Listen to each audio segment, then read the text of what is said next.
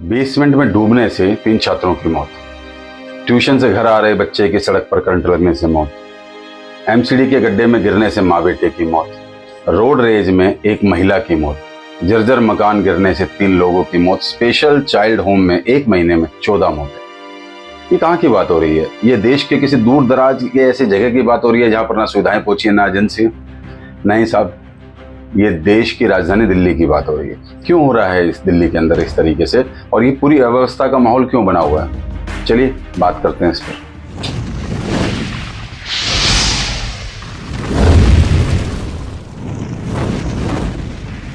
ज्यादा पुराने नहीं, अभी कुछ सालों पहले की बात है, जब लोग राजनीति से परेशान थे और राजनीति से ज्यादा वो नेताओं से परेशान थे। हर रोज नया घोटाला सामने आ रहा था, लोकतंत्र का मखौल उड़ाया जा रहा था और इंसानियत की धज्जियां उड़ रही थी। इसी समय एक आंदोलनकारी आया, आंदोलन शुरू किया, पूरे देश को एक किया, लोग जुटे, उम्मीदें बढ़ी, हम सब लोग उसमें जुड़े। लगा कुछ अब बदलेगा, कुछ अलग होगा। व्यवस्था के खिलाफ आवाज उठी और देश की हर गली में एक नई क्रांति का आगाज हुआ। सब लोगों ने उसमें अपना सहयोग किया क्योंकि देश को बदलना था। अब चूंकि आंदोलन दिल्ली में था तो दिल्ली ज्यादा जोश में थी। नई उम्मीद और नई उमंग में हर व्यक्ति ओतप्रोत था। उसी आंदोलन में कुछ लोगों ने एक अलग मूवमेंट शुरू की, नई राजनीति की परिभाषा की बात की। देश ने अपना रास्ता चुना तो दिल्ली ने एक नया प्रयोग किया। वादों के पहाड़ के बीच उम्मीदों की किरण को अपना मुस्तकबिल समझने वाली दिल्ली को लगा कि उसका नायक मिल गया। अब उसने कहा भी ऐसे ही था, गाड़ी नहीं लूंगा, बंगला नहीं लूंगा, सुरक्षा नहीं लूंगा, किसी से समझौता नहीं करूंगा, कांग्रेस से समझौता नहीं करूंगा, और जो भी काम करूंगा वो दिल्ली की जनता से पूछ कर करूंगा। चलिए जी, चुना गया, चीजें आगे बढ़ी। ये सब जो कहा गया वो तो हुआ नहीं, बल्कि दिल्ली पूरी तरह से अव्यवस्था की चपेट में आ गई। हर दूसरे दिन किसी न किसी मासूम की मौत की खबर आ रही है। व्यवस्थाएं संभल नहीं रही हैं, एजेंसियां अपना काम नहीं कर रही हैं, कई डिपार्टमेंट के लोगों को सैलरीज नहीं मिल रही हैं और योजनाएं ठंडे बस्ते में गई हुई। आपको याद है पिछले दिनों राजेंद्र नगर में एक यूपीएससी स्टूडेंट की मौत गेट पे करंट जो आया था उससे टच होने से हुई। अब वो तार जो था वो गेट पर टच हो रहा था, जिसके कारण से उसके अंदर करंट आया। अभी बेसमेंट के अंदर, वहीं राजेंद्र नगर में बेसमेंट के अंदर 3 छात्रों की मौत हुई। अब वहां पता लगा कि उस बेसमेंट के सामने एक बरसाती नाला जो कई सालों से खुला ही नहीं था, जिसकी सफाई नहीं हुई थी क्योंकि उसके ऊपर एनक्रोचमेंट हुआ था। ट्यूशन से एक बच्चा घर आ रहा था और घर जब वो आ रहा था रास्ते में पानी भरा हुआ था, वहां पर भी खंबे की तार उस पानी से टच हो रही थी, वो टूट गई थी, किसी ने उसकी सुधि नहीं ली थी और वो बेचारा बच्चा पानी से टच में आया और करंट से उसकी मौत हो गई। वहीं एमसीडी के एक नाले के अंदर गिरकर माँ बेटे की मौत हो गई। उस नाले की ना तो गाद निकाली गई और ना उसको ढका गया, जिसमें दोनों लोग गिर गए। ऐसे बहुत सारे उदाहरण हैं, जो चंद से उदाहरण हैं, ऐसे बहुत सारे उदाहरण जो शासन प्रशासन की नाकामी, निकम्मापन और नाकारी का सबूत है और उनकी पोल खोल रहे हैं। घर को चलाने के लिए भी एक व्यवस्था होती है। हर राज्य में, हर देश में भी ये व्यवस्था बनी हुई है। दिल्ली में भी एक चुनी हुई सरकार है, लेकिन वो व्यवस्था को बनाने की बजाय व्यवस्था को बिगाड़ने की तरफ लेके जा रही है। केवल कुर्सी के कारण चीजों को संभाला नहीं जा रहा है और ये सारी एनर्जी कुर्सी को बचाने के लिए लगाई हुई है। और कहीं ना कहीं शक भी होता है कि आखिर कुर्सी को बचाने के लिए इतनी जद्दोजहद क्यों, इतनी एनर्जी क्यों? और ये भी उस व्यक्ति के द्वारा किया जा रहा है जो अपने आप को तथाकथित रूप से दिल्ली का बेटा होने का दावा करता है। आपने कहा था हम यमुना को टेम्स बनाएंगे, नहीं हुई। मैं हर चुनावों से पहले आप ये बोलते हो कि मैं यमुना के अंदर डुबकी लगाऊंगा, नहा के दिखाऊंगा, वो नहीं हुआ। हम पूरी दिल्ली को वाईफाई से कवर कर देंगे, नहीं हुआ। हम पूरी दिल्ली को कैमरों से कवर कर देंगे, वो नहीं हुआ।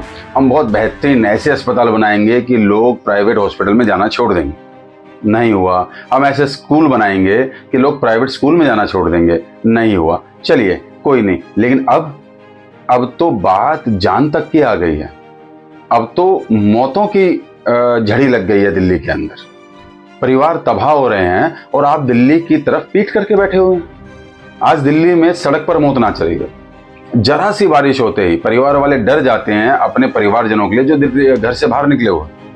दिल्ली मुख्यमंत्री विहीन हो गई है, मुख्यमंत्री जी जेल में हैं, जेल से सरकार चल नहीं सकती। दिल्ली में पिछले 5 महीने से कैबिनेट की बैठक नहीं हुई है। अब दिल्ली में drainage system, encroachment, unauthorised construction, regulation of standing committee, ये सब ऐसे मुद्दे हैं जिनके बारे में कैबिनेट की मीटिंग के बाद ही कोई फैसला लिया जा सकता है। लेकिन दिल्ली सरकार के मंत्री आरोप प्रत्यारोप में लगे हैं और मुख्यमंत्री जी पर कुर्सी का मुँह इसके असर चिपक गया है जैसे वो फेविक्विक का जोड़ हो। अब समस्या एक और भी है, मुख्यमंत्री अपनी जगह बनाना चाहते हैं अपनी धर्मपत्नी को, लेकिन वो जरा संभव हो नहीं पा रहा है। अब जो लायक हैं उनको बनाना नहीं चाह रहे हैं, तो मैं नहीं तो कोई नहीं की तर्ज पर मुख्यमंत्री जी दिल्ली की एसएससी करने पर लगे हुए हैं। मेरा निवेदन है दिल्ली सरकार और विशेष तौर पर केजरीवाल से, आप अपने आप को दिल्ली का बेटा कहते हो, अब बेटा होने का फर्ज निभाओ, कुर्सी का मोह छोड़ो और दिल्ली को मुसीबतों से निजात दिलाओ।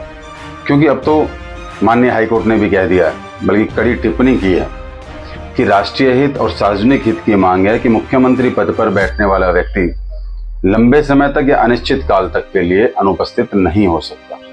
भ्रष्टाचार के खिलाफ राजनीति में आने वाला, राजनीति से भ्रष्टाचार को साफ करने के दावे करने वाला, आज खुद भ्रष्टाचार के आरोप में जेल में बंद है। आपके शिक्षा मंत्री जेल में बंद है, आपके वित्त मंत्री जेल में बंद है, आपका प्रमुख सांसद जमानत पर है, 62 में से 39 विधायकों के ऊपर आपके आपराधिक मुकदमे, क्रिमिनल केसेस चल रहे हैं। और ये चिल्लाते हैं कि हम कट्टर ईमानदार हैं, ईमानदार भी नहीं, कट्टर ईमानदार हैं। ईमानदार और कट्टर ईमानदार को तो चिल्लाने की कभी जरूरत नहीं होती। वो इधर आरोप लगाते हैं, उधर आरोप लगाते हैं, आरोप प्रत्यारोप का दौर चल रहा है। मैं कहता हूं कि आपकी राजनीतिक लड़ाई का खामियाजा दिल्ली की जनता क्यों भुगते? अभी आज जो दिल्ली की हालत है, चारों तरफ से जो अव्यवस्था का माहौल बना हुआ है, उसका एक कारण है कि पहली बात तो निर्णय नहीं लिए जा रहे हैं, क्योंकि कैबिनेट की मीटिंग नहीं हो रही और मीटिंग ना होने से आर निर्णय की स्थिति बनी हुई है। और जो डिसीजंस हैं वो लिए नहीं जा रहे, लिए जा रहे हैं तो डिलीवर नहीं हो रहे, और उस कारण से चारों तरफ हाहाकार मचा हुआ है और ये हादसे हो रहे हैं। यहाँ मैं एक बात कहना चाहूँगा, दिल्ली वालों को भी कहना चाहूँगा कि हम राजनीति को पसंद करें या ना करें, हम नेताओं को पसंद करें या ना करें, हम नेताओं को कभी अच्छा भी बोलते हैं, नेताओं को हम कभी बुरा भी बोलते हैं, नेताओं में कुछ अच्छे भी होते हैं, कुछ बुरे भी होते हैं। लेकिन समझिए, इसके बावजूद भी अगर राजनीति के प्रति हमारे मन में कोई सम्मान है, रिस्पेक्ट है, तो उसका कारण है कि जहां राजनीति अपने नियम कायदे कानूनों से चलती है, वहीं राजनीति में सबसे ज़्यादा अहमियत होती है नैतिकता की, शुचिता की। सार्वजनिक जीवन में रहने वाले लोगों की निभाई जाने वाली नैतिकता ही राजनीति का एक मापदंड होता है। और आश्चर्य देखिए, इस नैतिकता की दुहाई देकर, ईमानदारी की बात करके, भ्रष्टाचार के खिलाफ आवाज उठाकर जो व्यक्ति राजनीति में आया, सबसे पहले उसने इस नैतिकता का ही गला घोटा है। आरोप प्रत्यारोप लगते रहते हैं, झूठे सच्चे आरोप भी लगते हैं, बहुत सारे नेताओं के ऊपर इससे पीछे लगे हैं, लेकिन उन नेताओं ने आरोप लगने के बाद अपने पद से इस्तीफा देकर राजनीति की गरिमा को, लोकतंत्र की महिमा को बनाए रखा है। लेकिन हमारे दिल्ली के केजरीवाल साहब तो अलग ही हैं, अलग ही मिट्टी के बने हैं। समझ ही नहीं आ रहा क्या चाह रहे हैं।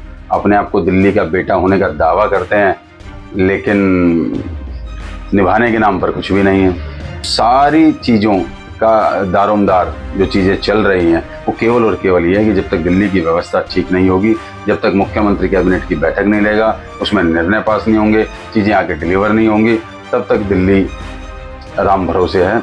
और अब आगे तो सोचना दिल्ली वालों को। धन्यवाद।